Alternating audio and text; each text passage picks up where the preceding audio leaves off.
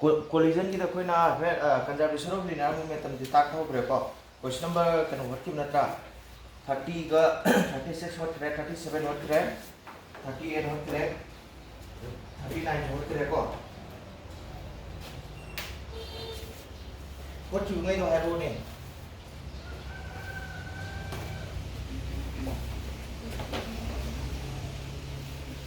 question number 40 is what का बहुत river मालिक को 39 bo what three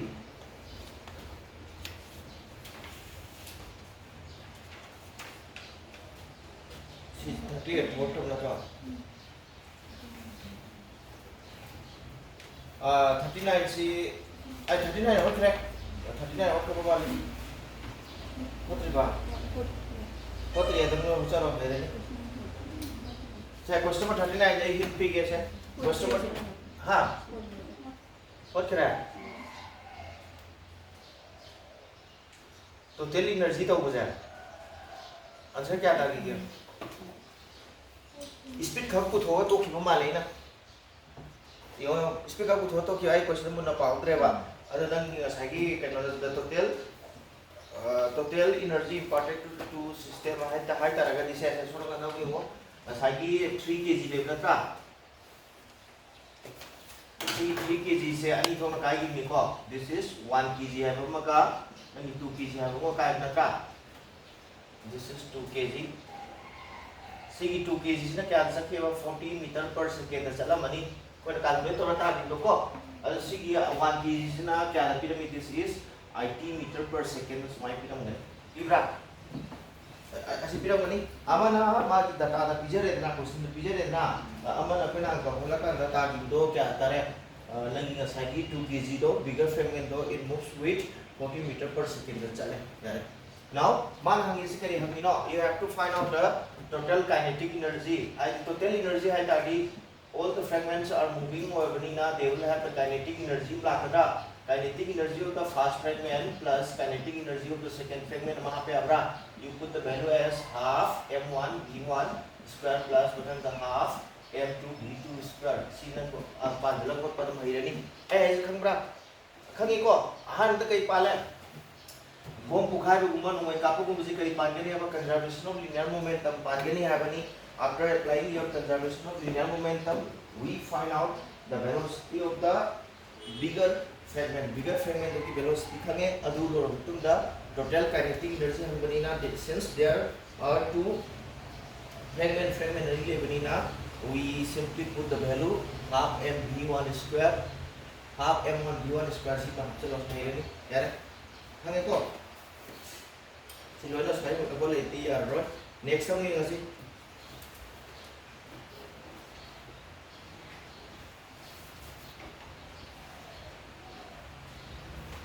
isi go na taki ko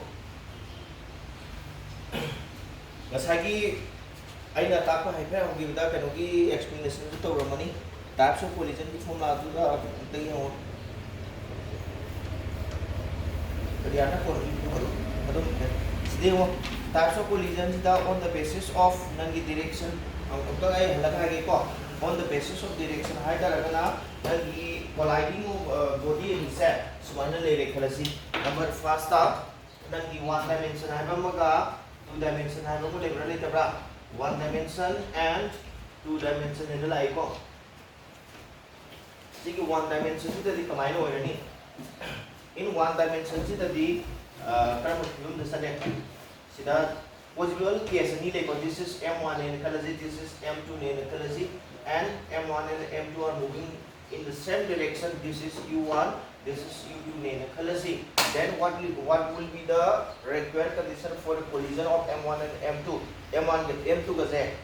collide to na ni kana han ta ra sa maning the thong business hanon thokro khangro कोई m1 m2 is mabani thegaino dine collide to no dine ba collide to no bisida magi front sali bisna very fast ho betara di if the speed of the m2 which is in the front of m1 mamang da iheta lai natra man hala cha kitara di kai dorani thegaino ngom gidra na gari je na tana dine ba maning da mi na sujala pai je maning du ya ga ina tapai natro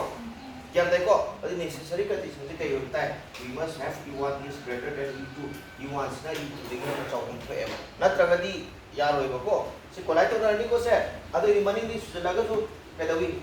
ना your collision takes place along a straight line ता क्या को है इसे अदो collision J along the straight line तारे next second condition ना मुझे नसी second condition स्माइल ना यावे मुझे this is M1 ना U1 plus मतलब this is your M2 this is your U2 lakra mabani se mo gari ni mamang mang bedar su abra dabra thumjun raga thumjun leidana adu masi keno it this type of collision also takes place along a straight line na these two conditions will be kai ko ni was one dimensional nangi collision ko gane yada direction je only a straight line da nangi collision je from back maning da is lakpa ma natraga head to head collision ho gaya one dimension ko yani hangani ko next ani suba ta ko second sida na na two dimension na kirong sanadra kirong sanai ko kirong sanadra this is kirong ko ini sida gina na sida striker ho gina ka si striker sida na sida thare striker tha matanda kirong ko kirong ko idar so kan sakibra gyan dai ko striker so kan sakibra chatabra chali gyan dai ko hari se ngau to bro hangi adu di plane amada koi ba collision tu pula kei ko ni that will be known as nangi two dimensional collision natraga oblique collision na hai ne ya da ya siba khange ko si tu no maru je kari no hai ta di on the basis of the energy conservation na pire ko suno kan sa ta right hand side ta pip do si pi da han bada nangi elastic hai ba la mani elastic collision hai ba mane elastic collision maru si kari no hai ta di masi je atai ko sector ju ya use to ko next ta kai hai gani inelastic hai bra inelastic collision next ta om su da kai la hai se perfectly inelastic and hai ba la bra like sa om sa tra ko ma hai adu khunja ba ko ni ko elastic collision hai ta ra di khoi na mamang ni to gi do sinjang mangam rem khoina low motion ta gi do sida ball am le re ball ji mass m le re mass technology velocity use da wall se strike to re aduga after striking with the wall it returns back or it rebound with the same velocity lakta ragadi that type of collision do kai ko bane ba elastic collision na ha ka adi sidalai se nang simple lo na khanga du se kai ha gani kana ka jab to ni velocity hong da taragati mass hongra hongde mass hongde velocity hongde adu kana ka jab to ni mass hong da ta di this is mv initial momentum se kya ta re pi is equal to mu na lakra tabra lai ya dai ko what about the final momentum this is equal to mu koina direction gi lo na minus half ne na gi bra ha gi momentum hong देखो है से momentum से direction का वो मुनत्रा what about the kinetic energy your kinetic energy initial will be equal to this is half mv square lakra the kinetic energy final से क्या तारी this is also half m u square lakra like adu तारी सीधा ना खंगी से if we have the initial momentum equal to final momentum का माना रहा अदुगा kinetic energy of the initial का kinetic energy of final से माना तारी there will be two conservation ani chume ko ahan maga conservation of linear momentum sino chumabra conservation of linear momentum sino kai ha gani se conservation of kinetic energy ko ani ibe yabra dabra yare adu kari gumba collisions the type of collision in which your kinetic energy is conserved of collision do kuni te ko bane ba the elastic collision kinetic energy conserved of velocity must be equal before and after collision ko ba mu su thok ni ma ga ne nang ka su o ga dei ne ma na do ne adu nang ka khalam ma ya ba ai ne sida example pi de kana ka pi re ama ka ne lo ga pi bra gyan tai ko he se sida di example je your colliding body se colliding ai to body ani su du na ka थेंजन ला बजु इथाना चला खवाई थेंजन तो नी दरकार ता नत्रो two objects dagger ta nang object amadi kai law wall do to object amani na law da law ga wall di leng mang bra ngamde before collision or after collision the mass it will be still at rest, mass at rest like now let us generalize the concept of our elastic collision. Elastic collision kita ni ngas ko main way na hani the conclusion jate janati ba nangi C classification le the classification of collision into elastic, inelastic and perfectly inelastic set. It will be based on this conservation of kinetic energy. Your conservation of linear momentum set, it will be compulsory for every type of collision. Then collision loading below perfect low kera in kareba nangi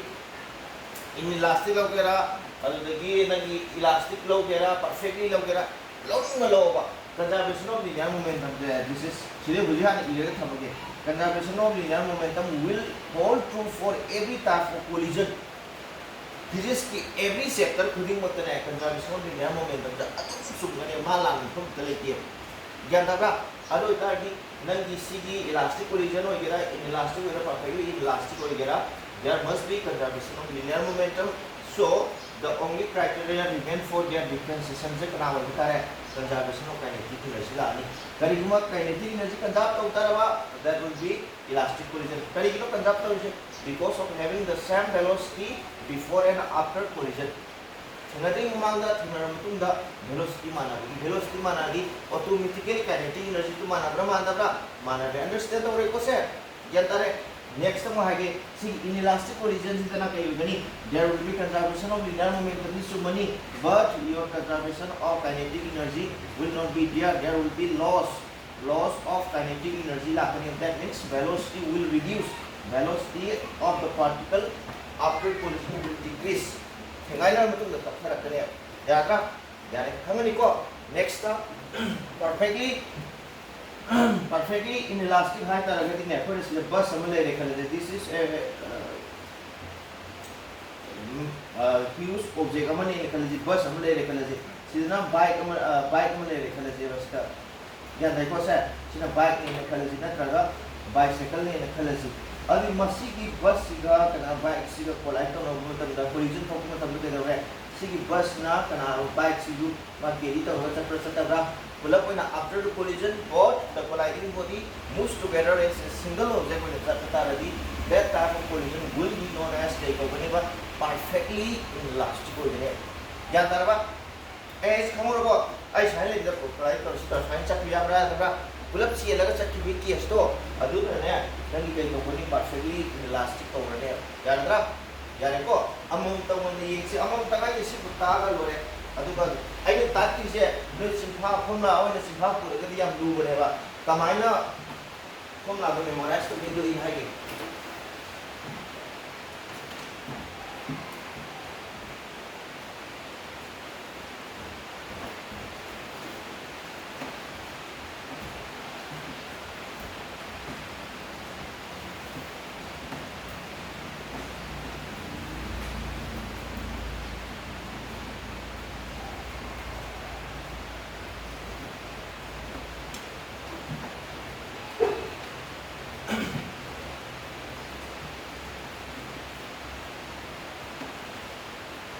adu ba kalau resiko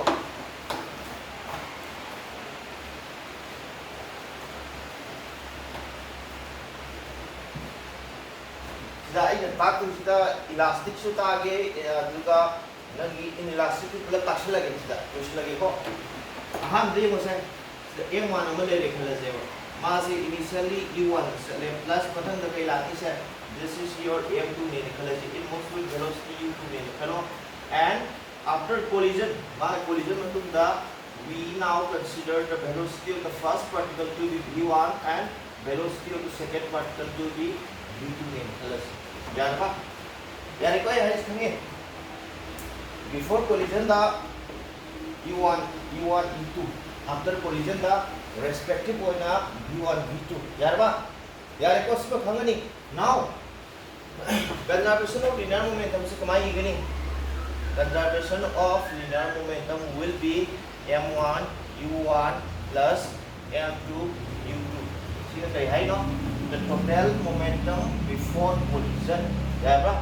यारनी को ngasai ko ne consider to mo tam dari wall ga kanuga bol du ga di wall di totally rest lai gina totally rest lai gina mai zero apina ta aduna ne ni ibu ga tam da wall di mo se this is everything will be zero ta bata da bro tai ko aduna ni ko na p initial is equal to only mu we consider only the momentum of the ball momentum to consider to we gino because the ball was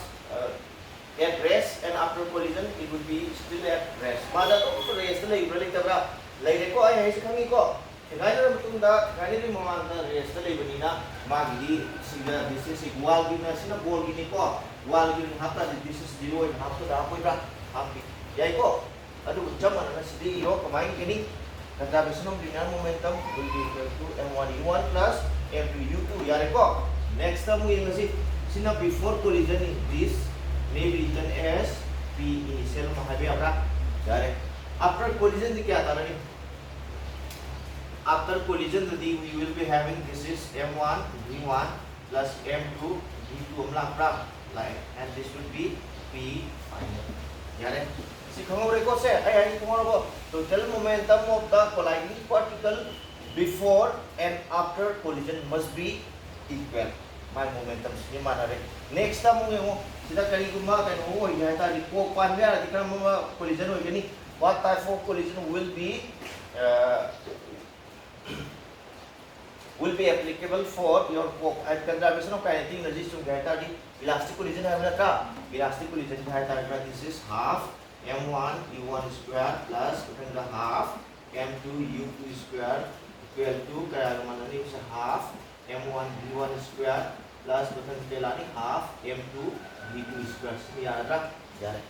ai elastic ini ko tai se this is for your elastic collision singo berarti adu next time la isna maru this is very important v1 mag v1 kya taran kayo after the collision what will be the velocity of the first particle and what will be the velocity of the second particle after collision this is the yung collision to kaya kali u1 must be greater than u2 simi ai ko si masana ta na toy nga sa friend ta ure ko ngai na ge di maning du na fast maning du yang batare next ani su si di ge la ni sa kana ni hendu malik ko ni bitu de ai maning ni na kali tu le ai ta ai am tam na ho le ga na tam ho le de bu le din na to ai yang tu ta ka ta adu di ke de wi nang ni sai gi this is v2 must be greater than v1 ya ka ya ko si ka di sa khange now v1 si kamai ni batare this is total mass m1 plus m2 yung nui formula de i mong de hare ke ko sida v1 ang sakre na v1 sakre ta di si kaya half kare bisa sida this will be 1 kilo gre ko 2 yung half over 2 half this is u2 is mala la to sena tra se koina sadok ti se mo ai ek na mai ne ya confusion chala mani confusion sa na bai ha ge ba mana pyramid se kai pyramid m1 pyramid mass khangi individual mass khangi aduga individual initial velocity khangra u1 u2 khangra khanda bro khange ba adu ita di we must express our final velocity in terms of the known parameter that is u1 u2 the express ka bun thokra koi yan dare ko adu ni mana sida formula number kya da pire sa formula number 2 the period head on collision में ले लेना है for elastic collision है ना Lapra like simple होने ना hurrying इसे वो वानम चले ना वानम चले वो सोनो का formula तो तरीके की नदी आ रहा है आहार मतलब कहीं ले युवान तीन अच्छा युवान कोनो ना बता कना दी given हो युवान itu given हो बता युवान हम हापी हो plus मतलब कहीं लानी total mass मका m1 plus m2 महा पे अब रहा था कना ले मोरी lemori je u1 sakra di u2 ne mo le mo dobra ya ba ai pi ba mo khangi ko next time kamai ni batare mathang da kari gumba 11 sigi kano je lower case ani je mana bra mana dabra mana budana ke go beni sa m1 minus m2 ni ibrei dabra ilong gani iko mathang na kai rani se kana hat twice ama le ho du ra na tu mana ni kedo m2 ya ba m2 u2 mana i bena tro ya ba hai ni ꯑꯗꯨꯗꯤ ꯀꯣ ꯑꯝꯇꯪ ꯀꯩꯅꯣ ꯍꯥꯏꯕ꯭ꯔꯦꯡꯁꯤ ꯀꯣ ꯁꯦꯀꯦꯟꯒꯤꯁꯦ ꯑꯝꯇꯪ V2 ꯁꯦ ꯏꯕ ꯍꯥꯏꯕ꯭ꯔꯦꯡꯁꯤ ꯌꯥꯝ ꯂꯨꯔꯕꯅꯤ ꯁꯤꯕꯣ V2 ꯑꯃ ꯍꯥꯞꯀꯦ ꯍꯥꯏꯇꯥꯔꯗꯤꯅꯦ ꯁꯤꯝꯄꯜ ꯑꯣꯏꯅꯅꯦ ꯁꯣꯝ ꯅꯥꯀꯟ ꯑꯝꯇ ꯌꯦꯡꯁꯤ V2 ꯑꯣꯏꯇꯥꯔꯗꯤ ꯅꯪ ꯃꯈꯥꯗꯗꯤ M1 + M2 ꯑꯃ ꯏꯕ ꯌꯥꯕ꯭ꯔꯥ V2 ꯒꯤ ꯑꯣꯏꯇꯥꯔꯗꯤ ꯁꯦ U2 ꯅꯦ ꯁꯤꯗ ꯍꯥꯞꯄ ꯀꯩ ꯀꯥꯏꯒꯦ ꯀꯩꯝ ꯀꯥꯏꯗꯦꯀꯣ ꯑꯍꯥꯟꯕ 1 ꯒꯤ ꯑꯣꯏꯅ 1 ꯍꯧꯕ 2 ꯒꯤ ꯑꯣꯏꯅ 2 ꯍꯧꯔꯦꯗꯅ ꯄ꯭ꯂꯁ ꯀꯅꯥ ꯂꯦꯝꯍꯧꯔꯤ नंग से देखो this is m1 plus m2 अनि इबेबरा यारे into कना है हाफ तारे this is equal to मागी इसका 2 सट मिना 1 लेमो कबरा लेमो रे हतंग सिके रानी से this is m2 minus m1 सिना केला twice m1 तागरा इबा हिरनी को से इलास्टिक कोलिजन की नत्रा अदु इतार कोना टर्मिनोलॉजी हम तंग वाला इतर टर्मिनोलॉजी नो अदु टर्मिनोलॉजी तक सिंग का हना ताकि के यो सी के बे पखाते हम तुइना हम मनी में की लाइक तसु क्वेश्चन नंबर है के को क्वेश्चन पे तोरगा इताक से लगे अनि रे हमदना तमांग दना क्वेश्चन नंबर कैनो से 56 का क्वेश्चन नंबर 56 का क्वेश्चन नंबर 50 का क्वेश्चन नंबर 56 ने क्वेश्चन नंबर 50 ने अनि जे नोई की फिजिक्स की एनी लिरिक पाइखा लोबा एनी लिरिक पाइखा पकांदा सी मोंग दम उरुमने मान ये डायग्राम से सिदा भी ये मनी कोई की बोल मरी मंगा स्पानी यालगा थमेदना आ थेंग तोरगा साइ यालगा थमिदटा स्पेरिकल नंगी सॉलिड बॉल से तो अमा साइंस की तथा मतलब लगे दवी साइंस सी मंगा ले नत्रा से साइंस सी यादी नत्रा से ana matham kang yam video se nune any si YouTube to ira kano to ira le to ira to yaw buni ko se smile up internet nang no si je swine si e kala je manga le de kala ji ko ko si le si kano identical oi ba spare manga le si spare manga se kano wi mari mari hana ke dawi it was addressed nata it is addressed now si je khabe ba si strike ko ra to ira hadi nata si khaga thana ki pe do ne se this will be equal to nati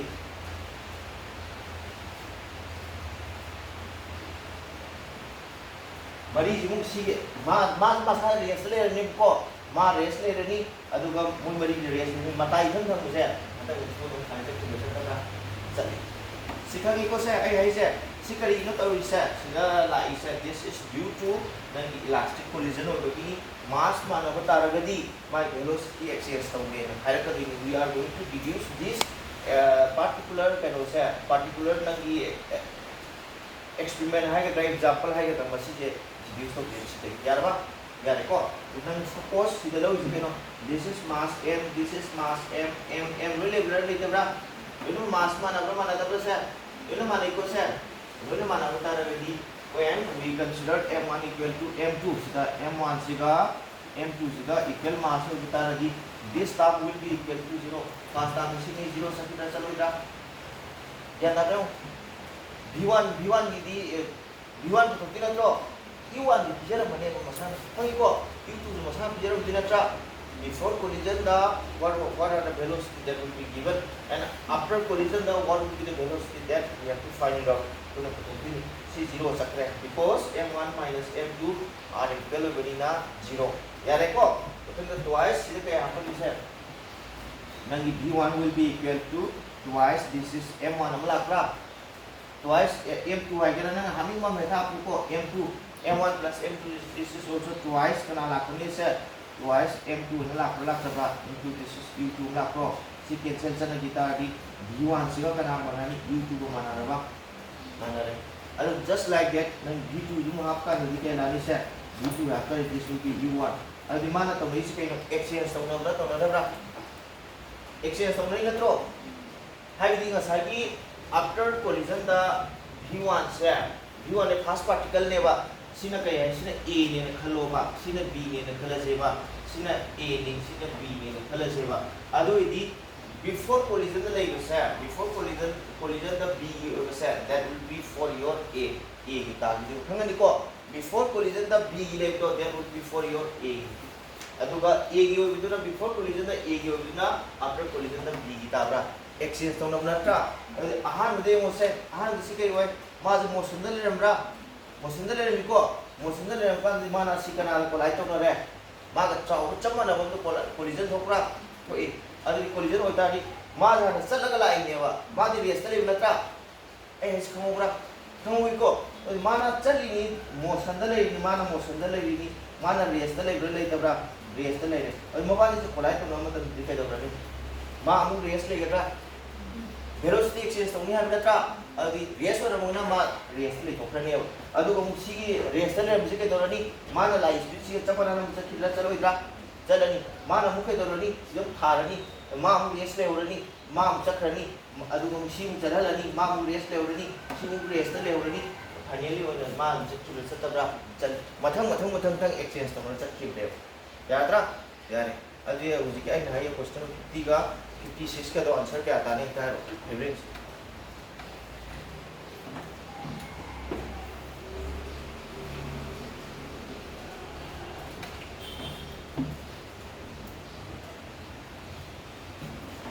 आई नहीं is खमी को in elastic collision दा करीबा elastic collision दा velocity माना sorry in elastic collision दा if the masses are equal if the colliding bodies have the same masses with the their velocities get exchange velocity to exchange the we yai ko adu ikram chumdagi ho 50 is ikram chumni 1 1 2 ga se le horani ko adu 3 je se thudi na tra gyan tare hangani next sama thangi keno sidi question number 50 60 56 ta lei sina ne ani pulab lang minam natra ani pulab lang minare aduga sur kanda kolai to na tuisina taruk la ka no lei taruk lei ma le ko adu itara di ngasai ki ke do tare taruk ti adum le horani aduga khoi gi right side ta lei ba ani ru ma chak thidra chaloi da velocity b ne chalani ko adikram option chu mani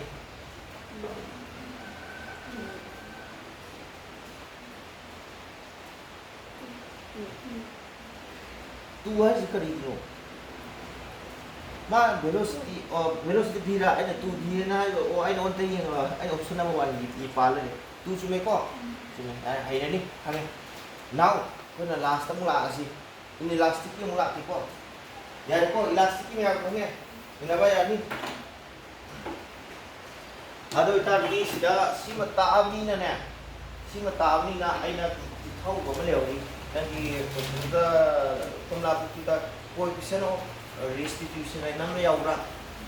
coefficient of restitution adi sidi mo aina si hacket panbudi hormaga direct on samjan thukreba next point da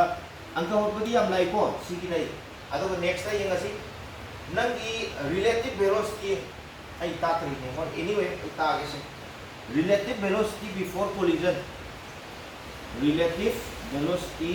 before collision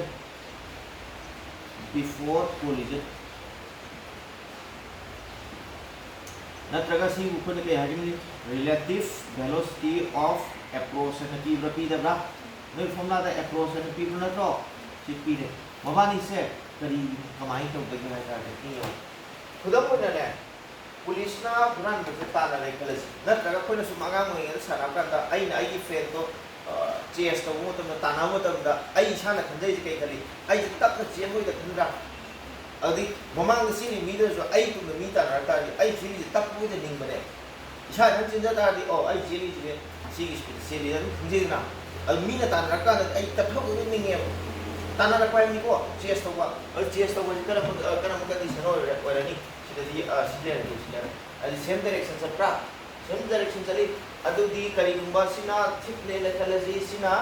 nan police ne na kalaji police ka thip se case to gaya ta di the speed of the police must be greater than the speed of the thief thip to lagi di hai mana yang wak pura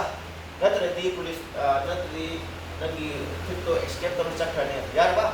yar sim understand ta ko adu ita di mama ni se police ka thip ko sina kali feel to se thip to na kali police ta na ka lai ngasi yap tam na sin mangam din khala ne hangi ko aduga hum ke dawi police tu jo as ai na ri hural ta nam kan ai tap na chen boy khale kari ino de this is due to relative motion when the two particles are moving in the same direction chale ko then their relative speed decreases. Mawani relative speed se handai ba. Sikana ga mana gani u2 minus u1 होगने. आई और दे रबा u1 ना sound natro u1 minus u2. अभी माग velocity decrease तो जब इन्हें ना नंग आई के similar है कलर जो नंग नंग खंडी जे आई ना नंग तार है कलर जो नंग नदी जे नंग तब न से कलर जो आई ताना नहीं आई शाना जो कहीं नहीं आई तब वो जो नहीं है यार बा अभी both M1 and M2 से mutually fill तवे कहीं fill तवे mutually fill that their velocity decreases of the normal. Normal वो जो कि माना decrease तवे खंडा हेलो निको आई है जी खंगा नहीं अधुना कहीं गुम्बो same direction दा सब पता रहा कि relative velocity decrease तवे यार नहीं यार को से अधु आई हम तक है ओके मसाई गाड़ी जे स्वाइल थोजन रखो मतलब नदी के जब कोलाई थोजन रखो मतलब नदी नंग तब ना थोड़ा तारा तो सु गाड़ी तो ना नंगों ने पास तो रचा की मतलब दा माग स्पीड तो yang मन रहा मीन एक्सीडेंट yang फोकस है मनिंग लगी सुझे लग की सी केस की yang फोकती है ममा ममा तुमने न तो गाड़ी तुमने न मुझे गाड़ी की नो माने सिद्धि थोड़ा की नहीं आई सुन थोड़ी ना था लाइक कुछ जन जन था आई ने खंडी नहीं है वो सुगला पीसिबु enough distance ले enough time ले मास खायोक सगी इसने आई खायोक सगी नहीं खंडी नहीं है वो तो वो तो क्या दौर नहीं मा थोड़ी बा सोने की थोड़ी बा नुपा आई ने थोड़ी बा एक स्पीड से आई साब रिलाइज करती है कहीं नो रिलाइज करती है आई ने एक्सपेक्ट तो इधवा माने एक्सपेक्ट तो नत्ते हो खुदी की स्पीड से इंक्रीज तो भी नहीं हो या तब ना थोड़े ना कुछ मतलब दा नंगी का सही सेकेंड तरह संग दुमा में तो it will pass through you in 2 seconds दा pass तो करने यदि नंग मोबाइल को पुनः नंगरा नंग हंगी को अदुन नहीं कोई की गाड़ी जे थना मतलब दा मकोन का सब वंग नौकरो yang high speed marina hagi velocity increases yan ta pai hai se hydroty karibumba when the two objects are moving in the opposite direction when opposite direction sapata ki their relative speed increases yarba gari thumel lagi case da khanjalo ko mamang thumel ta de ke gari khaina bu matam da nang speed to nang ji kanna thoroboi de khali ma kanna thoroboi de khanra khali yan dai ko tanara na takhoboi ni थोजन रगना या खली जरदाई मरम दी u plus v ओजने मा speed अनि गो हेंगलानी अदुननी गरी से मनिंग दे थोजला पदई दी ममांग मांग थोजला बना हेना साथीना सोकरा सोकतबरा so it करी गिनो बिकॉज ऑफ मा दी रिलेटिव स्पीड से relative speed is in the same direction निको opposite direction में सकता है this is m1 this is u1 plus मतलब this is m2 this is u2 हम स्वाइन से पता लगी यार relative speed से क्या होगा नहीं relative speed will be equal to u1 plus u2 होगा नहीं या क्या speed increase तो हुई को speed increase तो हुई ना हाई हनिंग इसे मैं practical लाइफ का मैं ना करी मुकरी इन्हें दूरे खले सेवा मान कदा थरो को तारा जिमा नंग जे हाइले दुबो ता दी स्लो दा हान प्रिकॉशनरी मेजर होना ले स्लो दा तो नंग 40 द थोरे खले जेबा ते नंग दो चलो या तारा ai la cái tầm như là cái ngũ collision thuộc ta là cái nâng cái 40 thấu đi mà 40 thấu đi à đôi ta đi impact sẽ cao như nó sẽ impact sẽ it will be not only for 40 khấu rồi bạn 40 plus 50 क्या करे 90 ta natra impact 90 की होई ने मतलब यहां में damage तो वांग नहीं ai ai खमोल को खाओ पे को खंगा नहीं को यार बा यार relative velocity से same direction का चट पता रहा कि क्या हो नहीं same direction से पता कि one dimension जो इना velocity minus tau bra tau ya re si thang ko se mayam si daw le tre si ta ka dum ne ba nang one dimension two dimension da kena ta tri bina si sandala ni next ko yung relative velocity after collision nang collision si da after collision si क्या था नहीं sir this is something वो कराना है लगी sir बाबा जो coli तो ना तुम same direction से सत्रा चली अदुता सीधा पहला से v2 minus v1 हम ला पे अपना तबरा ये को कराना है साउगनी v2 दे है साउगनी है कि नत्रा सिको खंगावी सिको ने कहे है कि relative velocity after collision अत्रगा कहे कमायना की relative velocity of separation पीरा Pico, any value just compute and the EM higher zero easy take away the coefficient of restitution coefficient of restitution man means this is nothing but relative velocity after collision have natra, relative velocity after collision divided by relative velocity relative velocity before collision. Simi yadra ra understood to ngom ra ngom bro yami asike na half is v2 minus v1 divided by e1 minus e2 masi jimu ko na kay korni. This is known as coefficient of restitution. Yadra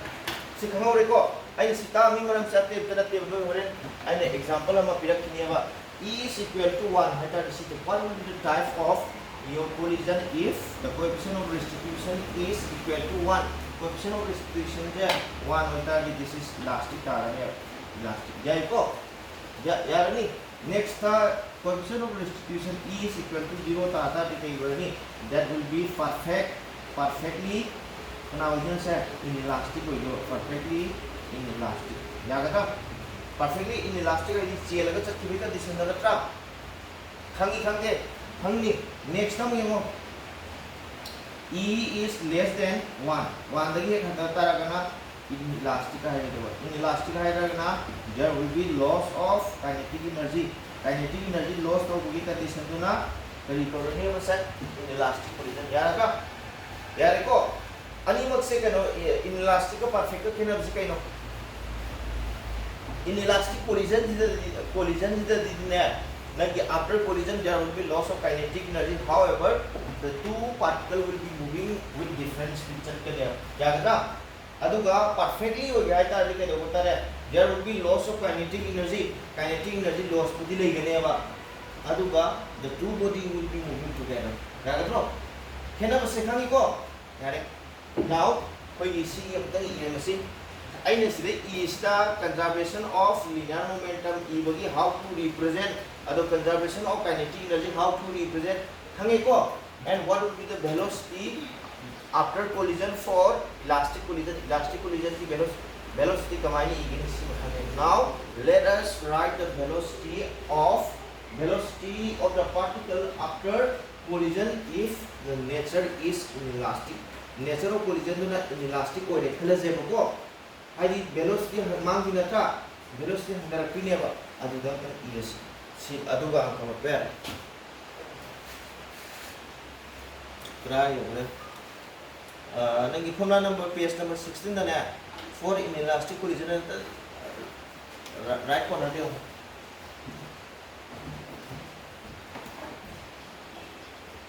zaman amni sai ID shampoo ro ba se sida di ka mana ha ku jige sida dia de ko se mana loss hoi dini na inelastic mai sida on pi ra gya ba se inelastic sida anta ha ro se mai equation mai gini sida dum chumani ko sida dum chumdina tra aina sa hai ki da whatever the type of your collision your conservation of linear momentum will hold true for every type of collision sino khange next time ye ngasi kana ne hen gani mang bai tara ka di initial value must be greater than the final value. Okay yani ko adi sekali ini dan kai ko se si simple logic atani now mathang ga sidang mo logic ko this is equal to m to everything will remain the same si kai gini say e this is m ya ba yung sa ay kana mai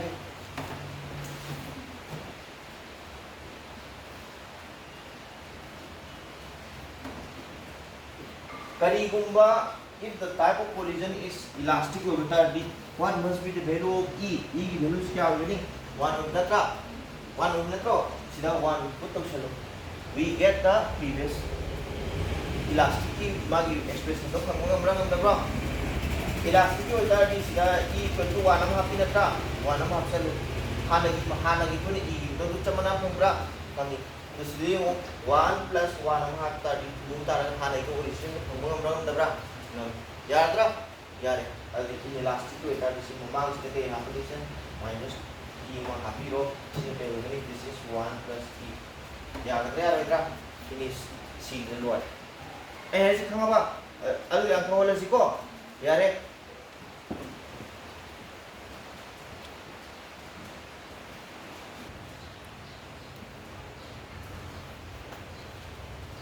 sida p is na a bullet of the mass small m moving with a velocity the one de para A bullet of mass m is fired from a gun of mass capital M. The recoiling gun hadi nongai kakan nongai maning halaidra halaiko ka maning halak pasna ke dawar compress a spring of spring constant that is force constant k by a distance d.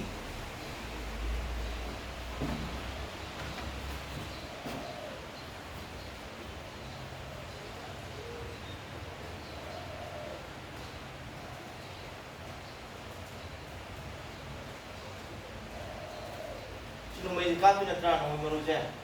Si nomai maruji master small m ni khalaji aduga siki capital M lakra lai. Mana sakiba nomai maruji ki velocity je. We have to consider it as u and this is to be find out. Adu recoil hai ta si maning halakti ne ba. With what velocity let us consider this to be v m highest. Maning halakti natra. Adu mana sidake dawe bisa. Mana maning halak sumara bor spring number se compressed by how much my spring do hana sign of the initially it will be somewhere here. Halmer Munatra in the distance. This is compressed. D is compressed. Compressed distance. Yan tablo. Ay kamo reko. Yan tay question ja na kamo question khang ra di si what pair ro. Man hari ni sete mat nomoi ji kape to nomoi maning hale recall to question na maning hala question ma si ke dabi na spring amal le si spring jas mana maning da compress to kaya may compress to wi spring ki damjan da di tin ni dila tro kaya may tensely compressed by d distance compressed to it. Then what must be the velocity of the bullet so that the spring is compressed by d distance. Spring go d distance na compressed to better the velocity of the bullet to kya aata है what यार बा यार सिखाने अदुन नोय physics से palm मतलब दा आइने बदि सिदा ताकने हो ताने हो नोय खंगा चक्रने हो यम लोग नाउ जते नदि क्वेश्चन सिदा हंगिसना करिनो कमाइना अप्रोच तो नि खंगोबा सिदा माना पीरी सिदा वेलोसिटी पुथु है नत्रा वेलोसिटी पुथु है नेबा वेलोसिटी पुथु को क्राइ का दे पुथु पे मोमेंटम दे पुथु सुयाबा मोमेंटम दे पुथु सुया को नेक्स्ट तक कना दे पुथु सुयाबा काइनेटिक एनर्जी दे पुथु सुयाबा याय अदु दिखने करी पालो यार सी दी कोलिजन मखना में खंबे आपा याय कना कोलिजन नो गंदुगा स्प्रिंग दो कोलिजन ने खंबे याय ना जानते को यार से अदु दी कोलिजन दा नन वेलोसिटी ऑफ इक्वेशन दिखना इक्वेशन ऑफ वेनी कंजर्वेशन ऑफ लिनियर मोमेंटम तो प्रा तो अदुगा आइन हागिदुम लई आइन ताइ मैम से खंगदे सुबंग खंगदे खलोबा हेक नोंगई केसवेक लाबा भूमि केसवेक लाबा केरों ये केसवेक लाबा केरों थानाबगी केसवेक लाबा मिड उछलगने कंजर्वेशन ऑफ लिनियर मोमेंटम पालो ज्ञान ताबा बोम पोखाई है अनि दे पोखाई बो गेरा मंगा पोखाई बो तरा पोखाई बो गेरा नोंगई का बाबा कंजर्वेशन ऑफ लिनियर मोमेंटम हलांग द नुंग थोबा conservation of linear momentum halang da kana na ba sa nangi kari ni kun na ta water jet en ta kun matra water ke na to thara ba kaza bisno ni ya momentum mi shala ta pa na da me chu bodong ni इसलिए मुझसे question number क्या है sir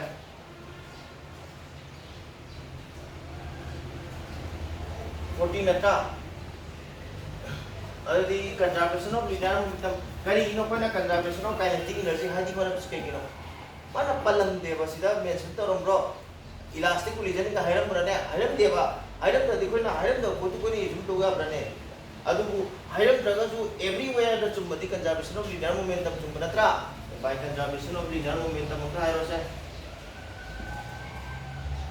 by conservation of linear momentum so da being asi ahan di kai ni sa ahan di नोंगई तुसु अदुगगी केनो तुसु rest ले रमता bullet तुसु नोंगई तुसु at rest initially the bullet as well as the gun were at rest ले को अदुना pre initial de 0 हम हा पे abra दबा before collision खगनी को after ready कमायो ani से after ready bullets na this is mu na इवे abra bullet की दी mu la लेनी को करी नो पे positive लो से positive x से कोई खंगे यारनी अदुगा next plus kana Holi total momentum having na after collision we will have two different kana Holi no sir two different momentum yani momentum of the bullet. Momentum of the gun. Gun di maning tahan manatra. Maning tahan this is minus capital M V. Dabra dabra. Sikhaw de. Total momentum. Saya sono kata. Ngauranu. Sina kana haidino momentum of the bullet before collision. Hangani ko. Momentum of the gun before collision. Ani maksud restale rambra. Restale ramina 0 0. Jare ko. Mathangda after collision di kai dawi. After collision di bullet tu satpra chali. Gun tu maning bra minus to be bra. Jare. Audi ado ita after collision we have two moving particle. One is for bullet, another is for the gun. That option. Jare ni. Ado di sini simplify to tar di si kemarin lah di sini. B will be equal to Nanggi M capital M atau B will be berapa? Sebenarnya kok, already we get the velocity of the gun. Gun sih velocity kang apa? Kang in terms of another express tahu ini dia express tahu berapa? Tahu ni. Yare deh. Sebenarnya yare kok. Now, no more istilah soal kalau maning the cela ko tadi move to tadi it will have some kinetic energy ni kata. Kinetic energy ni lagi ni kok. Adik nani conservation of ME. Aina nahan hagi matamda conservation of linear momentum ka conservation of total energy se. It will be true for every chapter, every topic. Dono chumani har nata conservation of total energy hai dikari hai. Kinetic energy plus potential energy will be constant. Tagani energy is conserved and it can be converted from one form to another. Am atopa makhanama dagi makhanama da change tawi ai dana. Sida man nomoi sa kada maning halakta di kinetic energy lak natra. Kinetic energy le ko sono kana ta kayo ai na hanta kita kanu na ko mani ko minus the spring mo le energy. Sig spring is minus king to a force mana mas kaya am marin chaleba x mo marin chapnatra natraga si mas compress to chaleba compress to chali chang kaya am compress to re this is x in compress to re kana na si force f mo pila si amana si company amana namjan manatra namjan badam kaya am na kero to wi namjan bajita mag hana sida compress to x mo compress to bra to wi sino marin chapnatra aldi nang gi sagi ke dawi magi I know what power energy theorem dikari hai potential energy is equal to half kx square. Kita taki ko jauh berapa? Tahu mani ko sen. Yung ay hai je ate dari gumbana.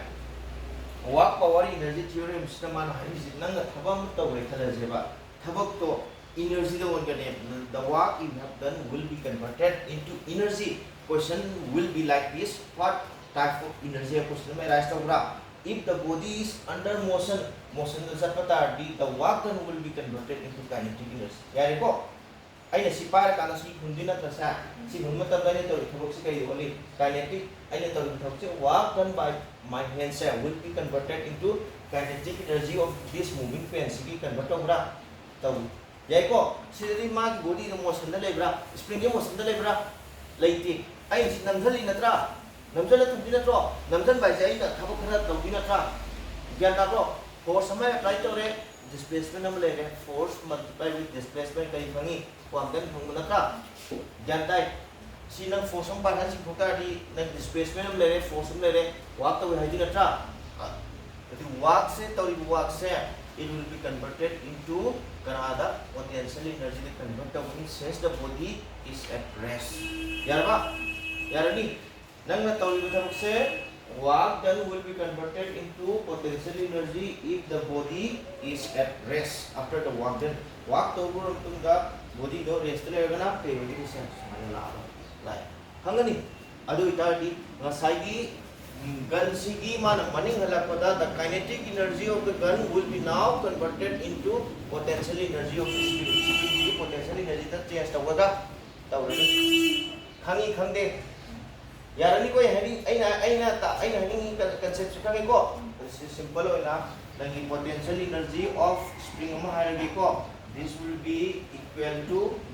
obtained from the kinetic energy of the gun kinetic energy do kana do olani all the kinetic energy of the gun will be utilized for compression on the flash of the tra and in your compression of the spring the energy associated will be potential energy equal to half kx square, which we have discussed in your work power energy. Minerva dingdang yura se kau kre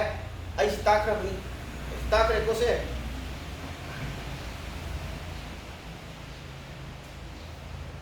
kd square kinetic energy of the gun se kya tarani, this will be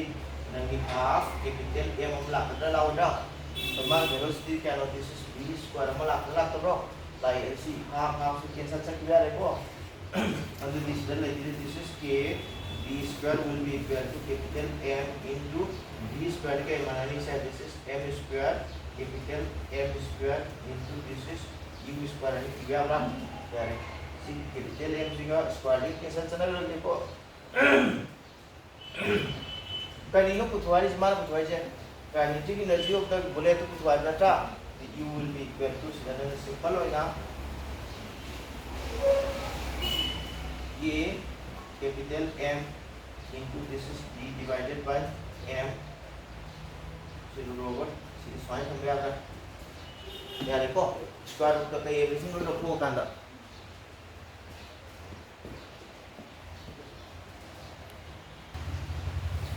सीधा ले इसे question number क्या no question number 14 है 41 है 42 है अनि जैसा माना रे अंका है से और क्या कर मु कोलिजन मखन हो गया का थंग रे के से ताई नंगी क्वेश्चन नंबर 41 42 से कर what will be the type of collision for your question number 41 and 42 करी हुई थी ना Diana kamu itu no, sungguh. Si perkara terus ini, ini perfectly inelastic itu na tro. Hai embedded hai cara gadi, masih manung haugo pun am dabiga cak kini na tra. Boleh as a single object pun cak kita gadi, nanti it will be your perfectly inelastic. Hai gani hai gini na tra, ya. Thang ni ko perfectly inelastic way by na quick way na question number can no se to ge question number 42 se 42 da mana sile dise ai diagram clear diagram ape diyo wa bro the bullet says this is mass m level mass chalami velocity se kya no m level tra udan block se kya no sir this is capital m le ko masiti ke hoini it was at rest mas rest le udan block se utsa laga le brane ai ke ko rest le ko common concept को बताएं and both will move together है this is capital M plus small m moves with velocity क्या चलेगा सी capital B final है this is question mark ya था हमने कोई हरी से मोबाइल से कंबाइन और सब दिन था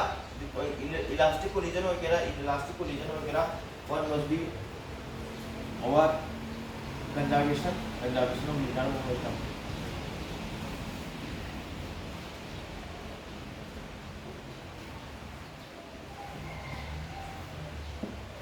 Lori ni,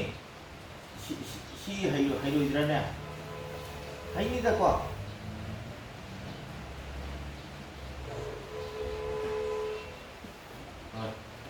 Dah tak? Ya, hayu thang ni.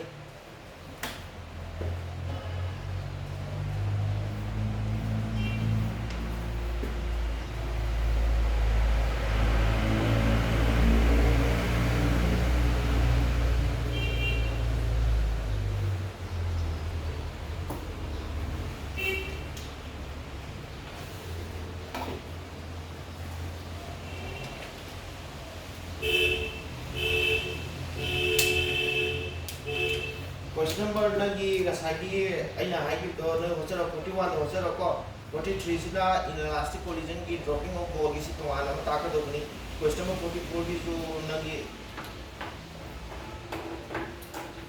semana question number 44 de kan ni si ko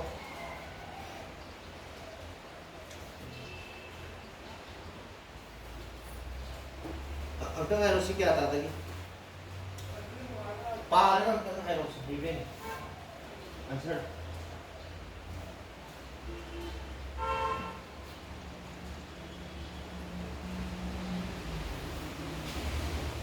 collision je kar mo makhani collision se tapiri se question number 44 is the simple pendulum mo pire ko length L ka ma pa pi bisale horizontal ne thame ta di singo se pendulum mai di khangi ko si pendulum je tangna le ta dia ro sumaina lang amada thread amada kriya langi bob amaya le si simple pendulum mo ne yare ko horizontal ai ta di sumaina bina ka si kala thame ko se ada sumaina ka lo ida la yan tai ko ba si kala thame this is hai la ka lo ida horizontal di sumaina pina tro si to byong si khale ko ma sumaina la ka lo ida yan tai yan tahu ko si khale ada artinya ya question maka pasi it collide elastically with a block of equal mass lying on a frictionless table line have the draw mass this and this is equal to object amane level sigi bob sigi massu m ni sigi massu m am level letabra leile adu itara gadi man physical equation ani no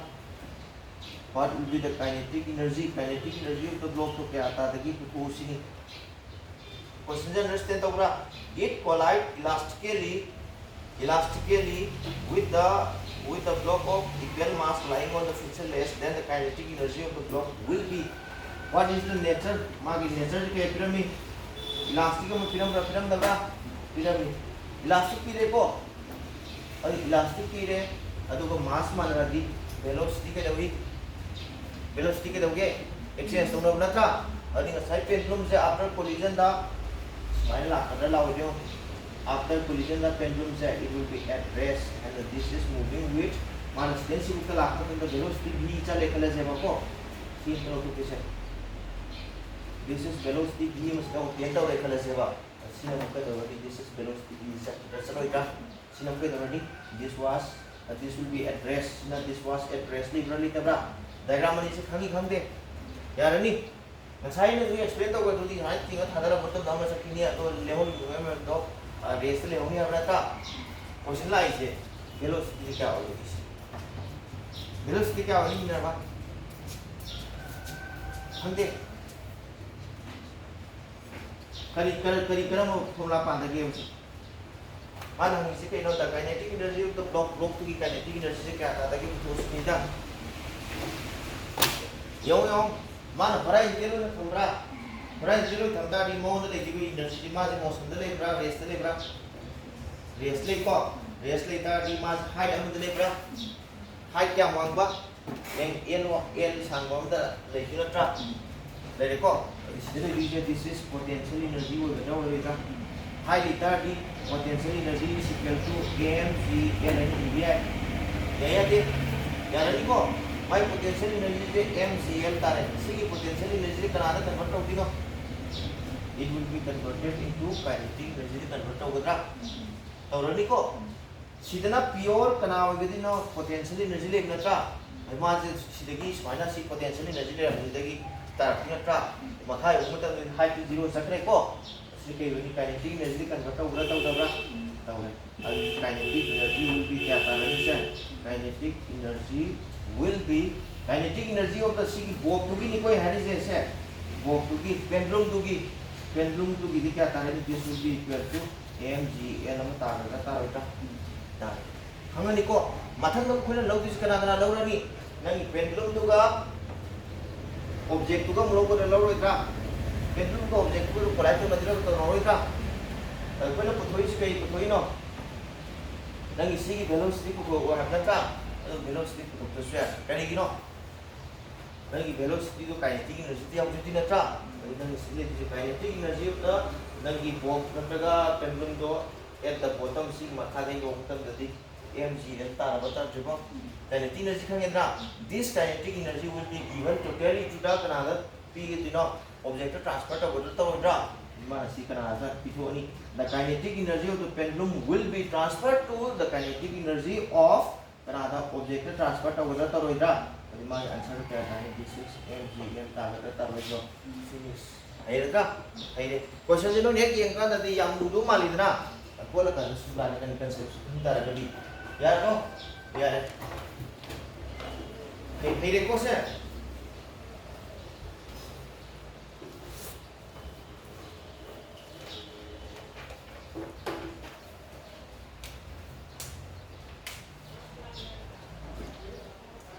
अदुगा अमुक ये से कनोसे उतर नोय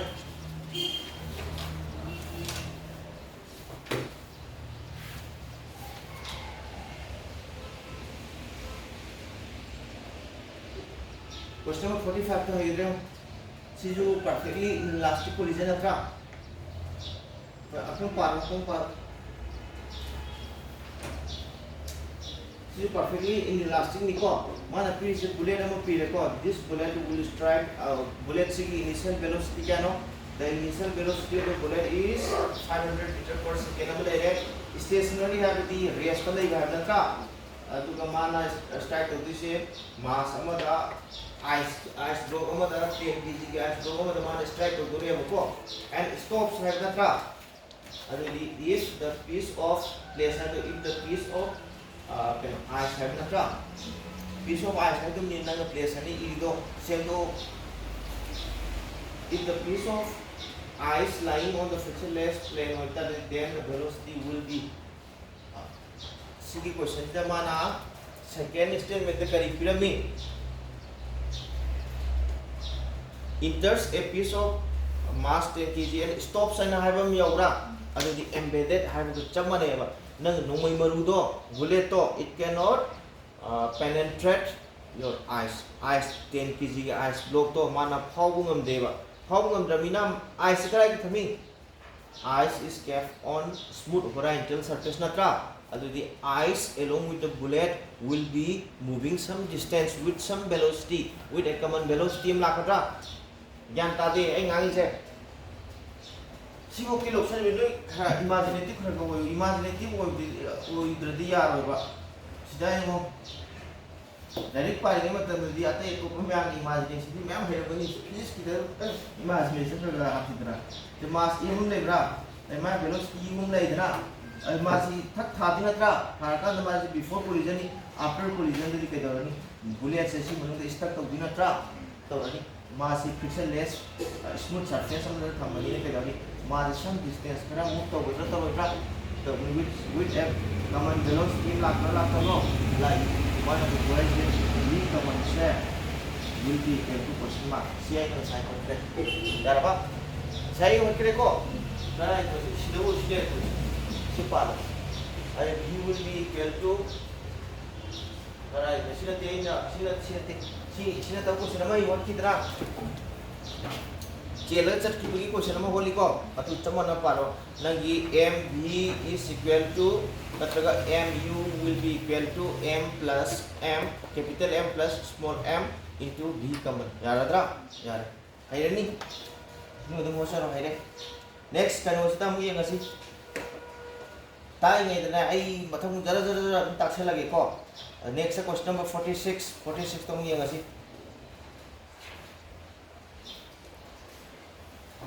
46 mo hot ke ate ikan yung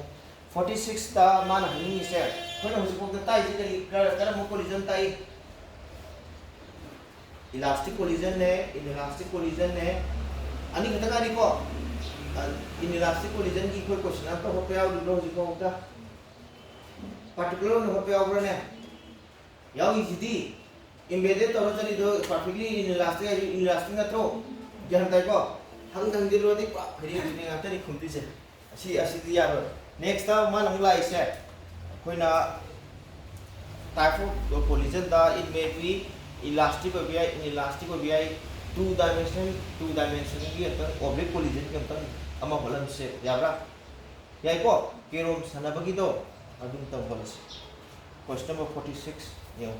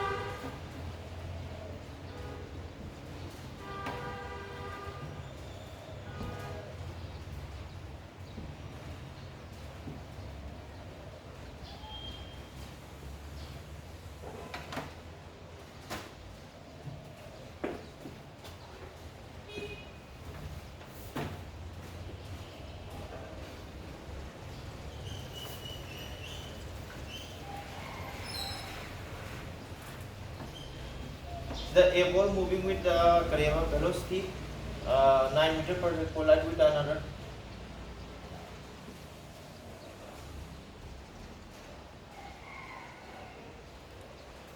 M ngati isu ngau ga tiko M sina capital M lo rusra ngau ta ba capital M lo rusi amana meter per second si ya ko ma je krai karam mong sala me hai.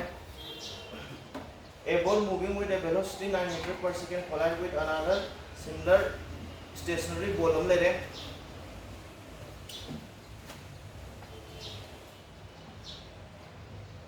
Seriously really tabra ले को क्या होता है अदु उधर ती मान मखाता ना हरीश कमाइन हरे.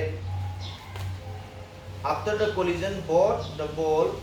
moves in a direction making an angle 30 degree with the initial direction. Yeah.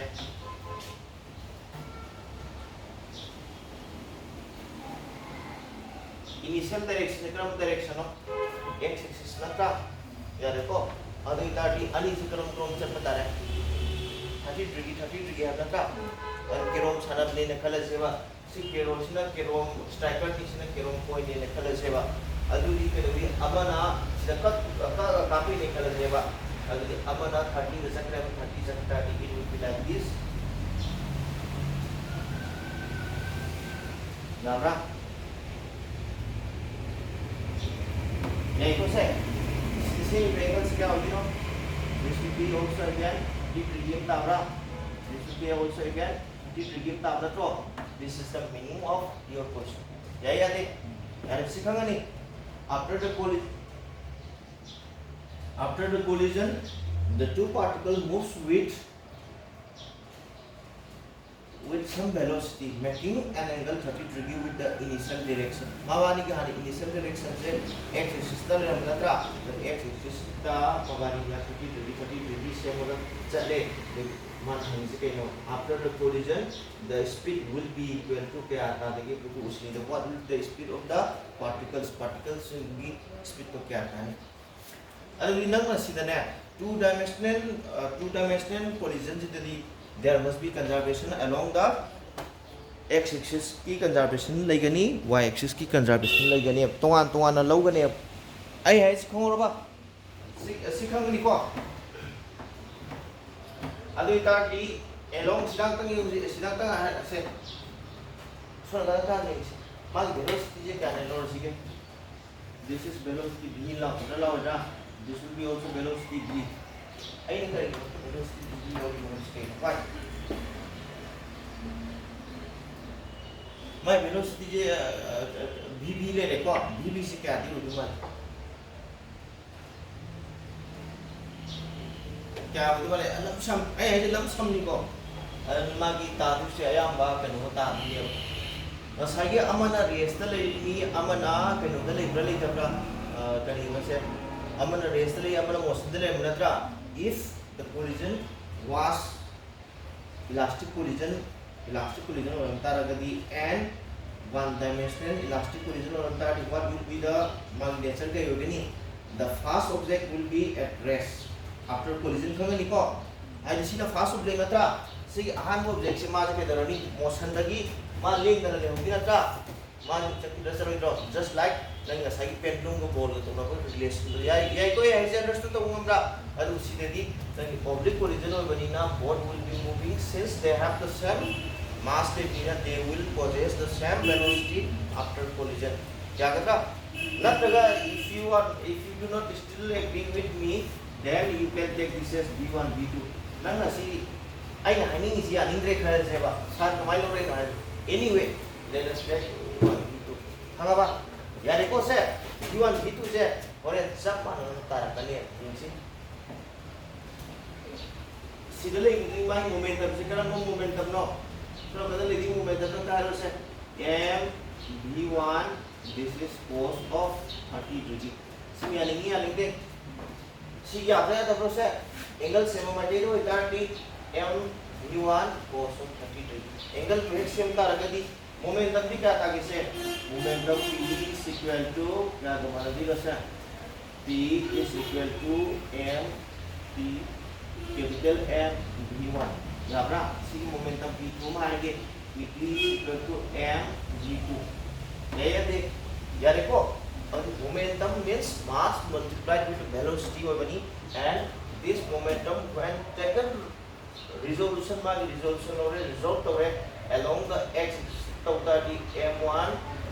m v1 cos of 30 degrees. Next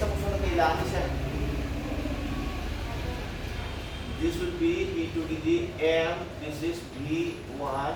sine of 30 degree. Understood? Yare hagi ko next time solo kan yung asiko si mo result to tadi ma so kan result to tadi solo kan result la sama la kan la wadra la ni na m, this is v2 cos 30 degree si kan wi ya ko hagi ma ki sa gi m v2 le bisa ma 30 degree same bani na so the result to biro m v2 cos 30 degree tabra perpendicular dengan aluri perpendicular jadi this will be equal to nanti kena tagih nasa this is nanti m v2 sine of 30 degree taruh nah ya deh ya sekarang itu aduh kita display bisa after collision atau before collision yang panjang ini bisa nanti nggak saya along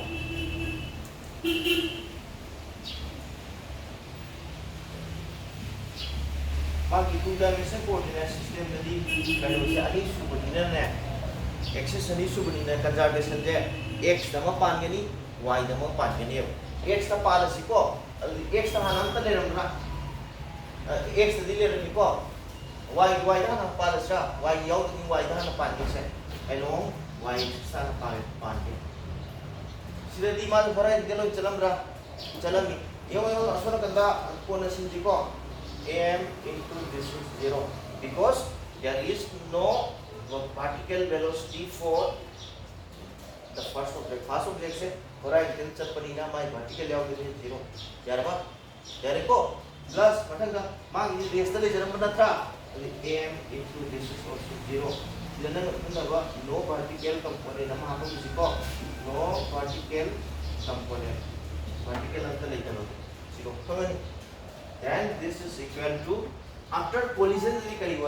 after collision we will have two components. One is mv1 sine of 30 degree in the above, mv2 in the downward direction, etc. चल अनि ले देखो अरे तो minus 0 mv1 sine of 30 degree plus matanga negative to put in a minus mv2 sine of this is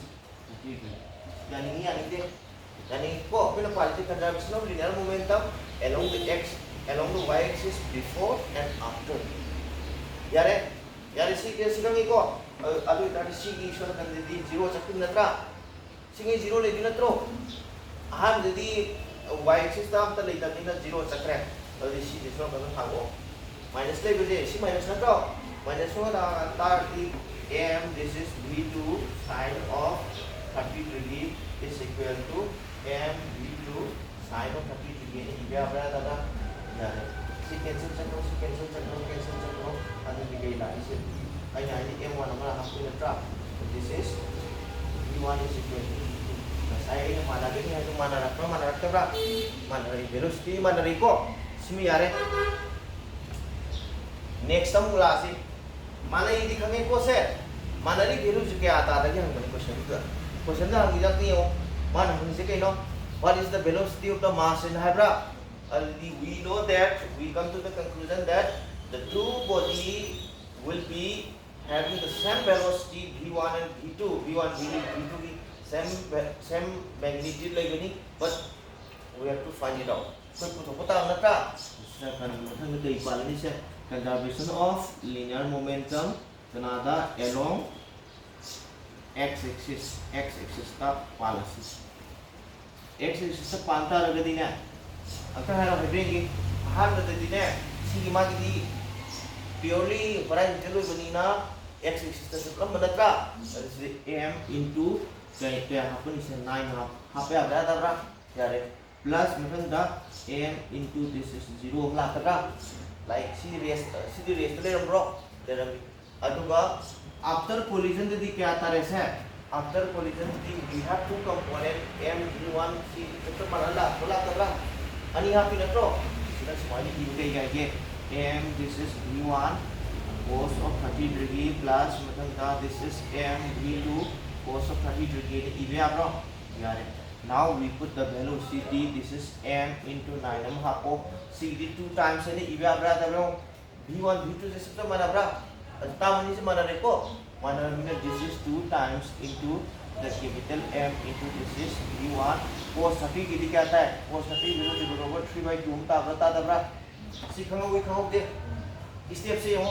सीधा गाँव में देखो v1 v2 are equal नत्रो from our C conservation of linear momentum along y axis की conclusion की कहीं fungi what will have same velocity from नत्रा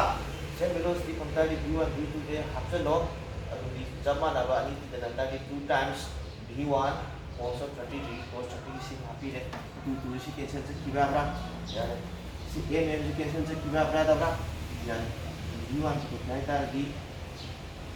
this will be 9 divided by over 3 लाखों लाओ 9 rather this this is 3 over 3 मुताबिक 3 into 1.7 मुताबिक 3 into 1.7 जी क्या था 5 point something 5.1 something था ya bro si không được không 5.2 của tạp ra giao luôn sơ đúng không giao đây có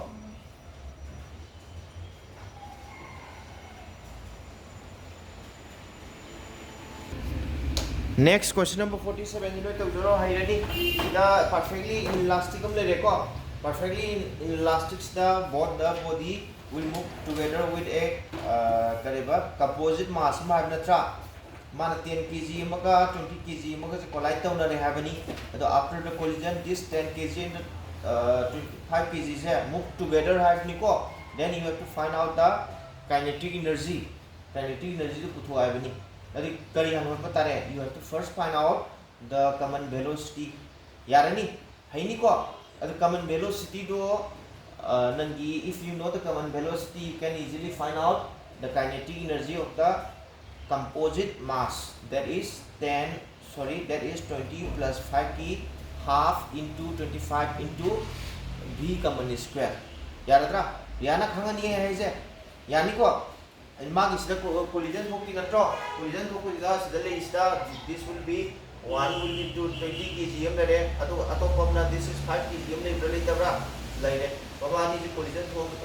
it becomes 25 kg हम नत्रो see 25 kg they move with a common velocity latra like mana putwari se kaino we have to find out the kinetic energy of the common putwari natro the kinetic energy will be equal to half into mass total mass 25 into the common square mana find the parameter hai ni sima yare ko simple sima kan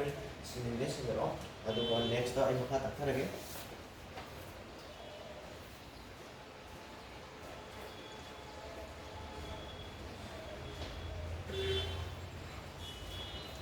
Question number 58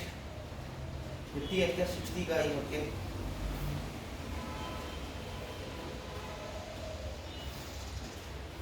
I see का तो नहीं इधर है question number 52 जो अच्छा क्या आता है कि high bring sih kok 52 gitu ai một thằng linh cái da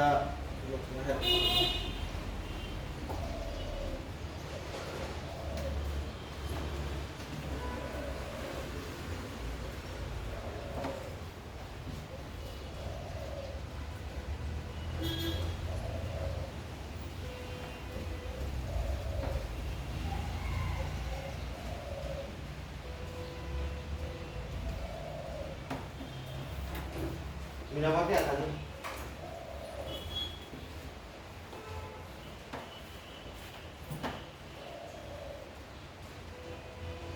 Gak tahu lagi.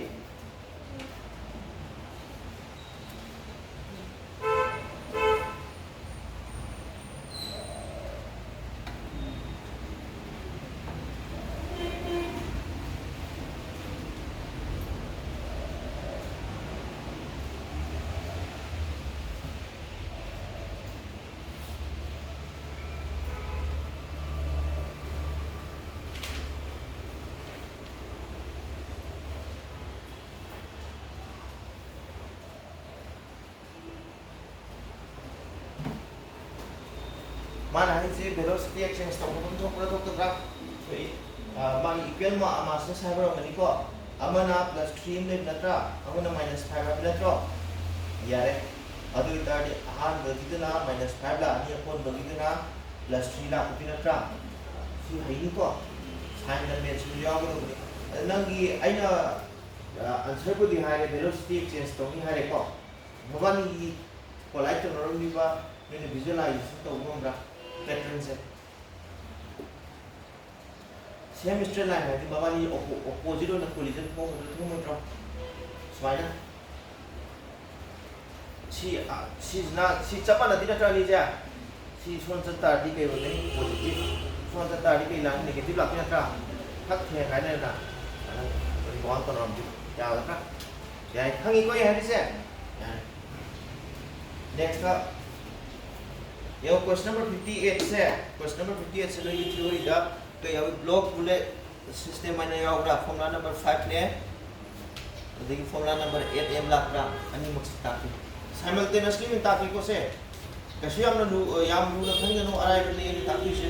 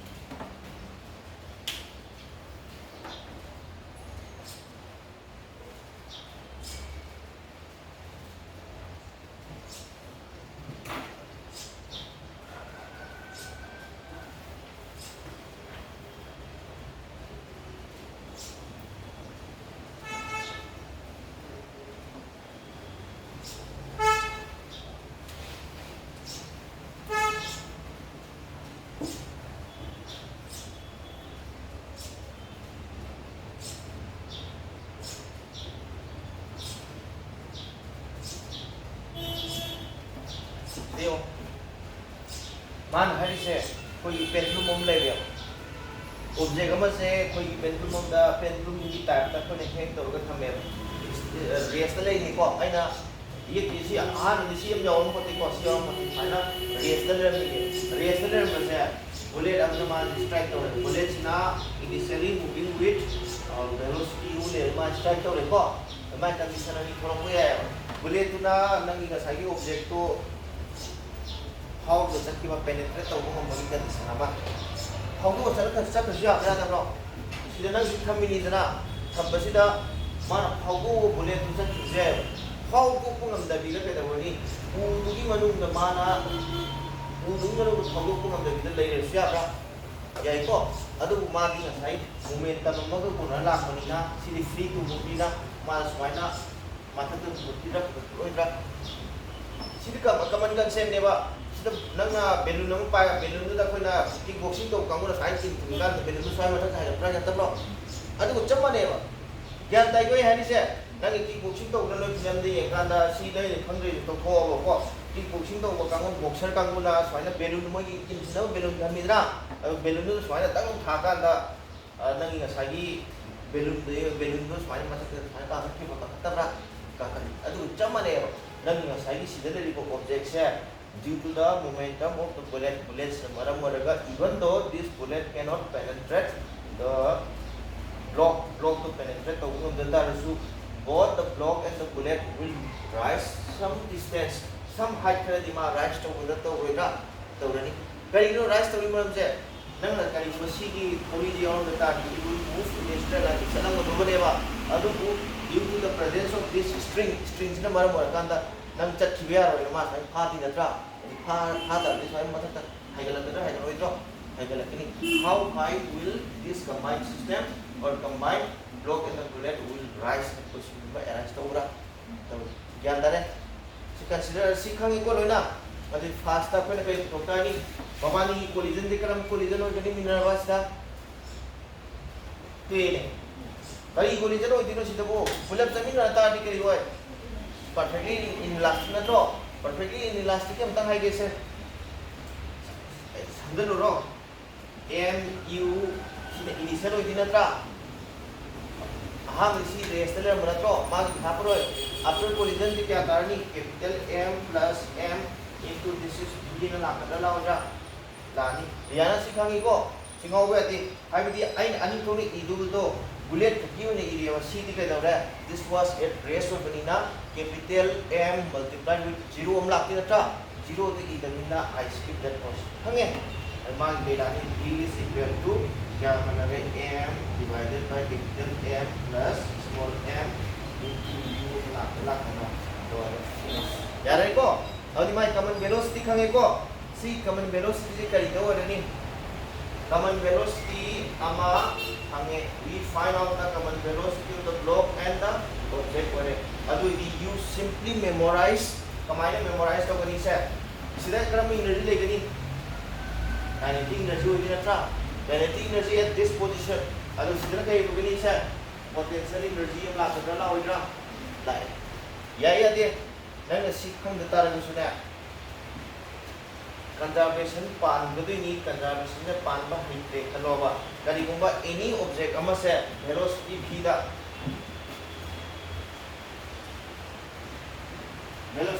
project of car maximum height se mina ba kya hogi nang na kamai class se hogi yana jong kata velocity da project of car kya hogi what is the maximum height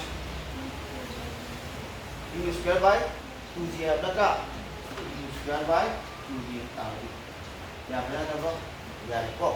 ai hai ni ta te si object se kamai object kya na wang ta khali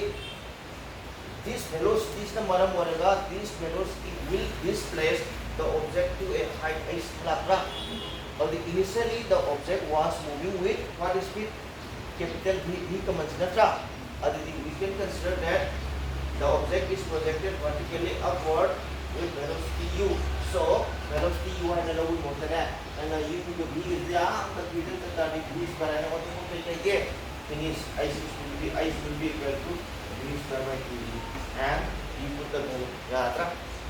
yare as khorba c ki answer je krai de ita rai no hai do ai tap ke conservation de 500 conservation of linear sira lata ki lowest position the is na kinetic energy le kata kinetic energy at the lowest position will be lowest will be equal to potential energy at the right position am lakra na kinetic energy half capital M plus small m into this is v square am lakada lalu kya tai ko ato this is potential energy M plus small m g into I sama diagra ya tai ko si capital M singa capital M plus m to cancel sana diagra ya le ada v buat nata I buat nata I buat g square divided by 2g equal to I dapat ada berapa semua ya ini kok dan logic itu kan kamu logic itu kamu ngerti ya ini atau simpel buat dia na awak kamu sih kita nggak sih sama kiri apa question number masih nak penetrate atau begini kayak gini question number 58 is 57 gina photo chapagi hai ta pe ko ujiki wa nadi kari le asa question number 58 se ho pai de ho 58 se ta ujiko no 58 sida mana piri se mass kya kya to 10 gram pi bulatra 10 gram ma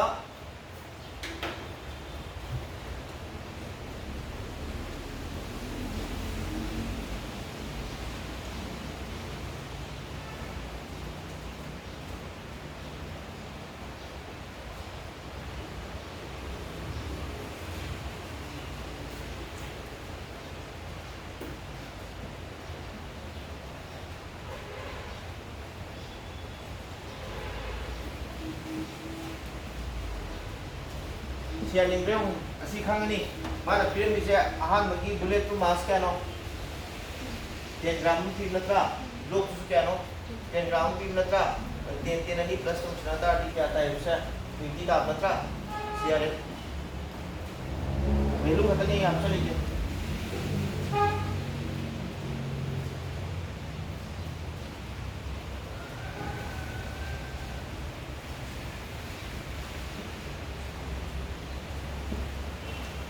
यारे ने माना height पुथो हाइब नत्रा height पुथो हाइब रो मनी हाइट पुथो से हाइट तारदी v स्क्वायर बाय 2g लाख दा यारे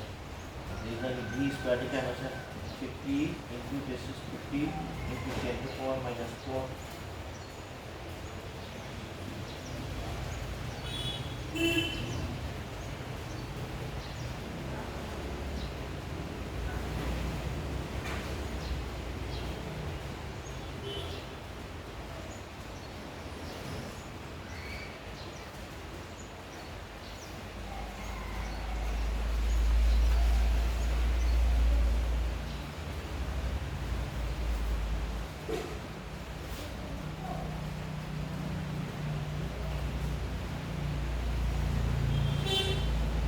यारे वैसे